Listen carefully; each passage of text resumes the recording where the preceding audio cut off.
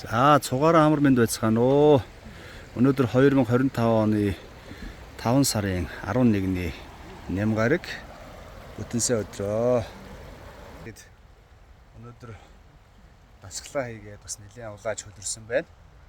Ямар ч завгүй ажилтаа байсан би одоо бүтэнсэ өдөр бол заавал өөртөө хүчээр завчулаа гаргаж биеийн тамирын дасгал сургалт хийгээд за тэгээд туулынхаа хөвөн дээр заавал ирж одоо ингэж эрчим энерги авдаг. За манай Төмөн олон манаас ингээ сайхан туулын хөвөн дээр ирээд миний адилаар баярлалын дуу чимээгээ мэдрээд сайхан сууцгааж байна. Тэгээд энэ сайхан туулын урсгал шиг тийм ээ аялгуунууд миний зүрх сэтгэлээс урсан та бүхний сонорт тун утахгүй хүрнэ.